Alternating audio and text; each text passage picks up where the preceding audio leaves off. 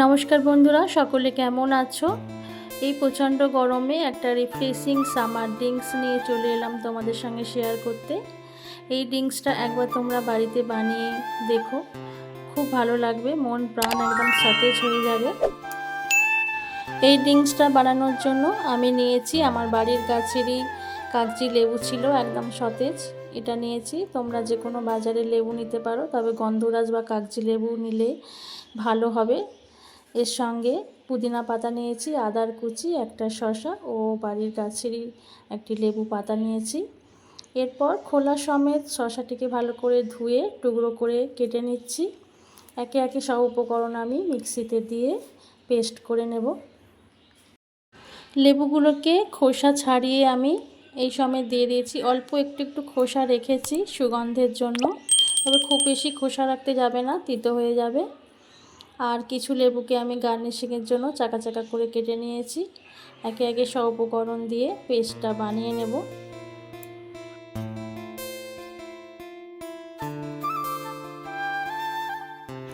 এই যতটা পরিমাণ আমি এই উপকরণগুলো নিয়েছি, এতে 14 থেকে 15 গ্লাস শরবত আরামসে তৈরি হয়ে যাবে।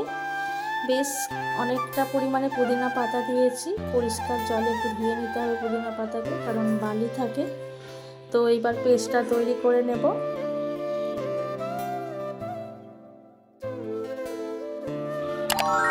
পেস্ট রেডি হয়ে গেছে, এবার আমি শরবতটা বানিয়ে নেব। আমি আজ 6 গ্লাস শরবত বানাবো, তার জন্য একটি জারে 6 গ্লাস জল নিয়ে নিয়েছি। এর সঙ্গে 2 চামচ মধু দিয়ে দিচ্ছি। তোমরা যারা কম মিষ্টি খাও শুধু মধু দিয়েই খেতে পারো, তবে এই শরবতটা আমাদের একটু মিষ্টি মিষ্টি ভালো লাগে, তাই আমি 2 চামচ আরও চিনি দিলাম। এর সঙ্গে 2 চামচ বিট লবণ দিচ্ছি। আর যে পেস্টটা বানিয়েছিলাম ওটা থেকে আমি 2 চামচের মতো এতে দেব, দিয়ে ছেঁকে নিয়ে গ্লাসে সার্ভ করে দেব।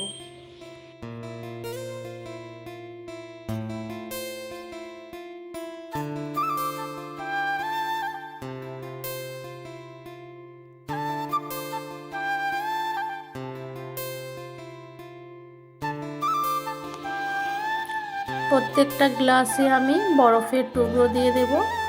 এবার এর ওপর থেকে আমি জার থেকে শরবতটা ঢেলে দিচ্ছি।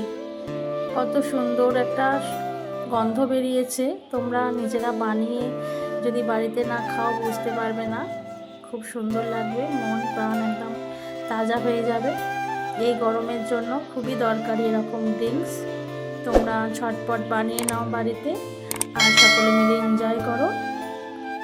দেখা হবে অন্য কোনো ভিডিওতে। সকলে অনেক অনেক ভালো থেকো, সুস্থ থেকো এবং সুন্দর থেকো।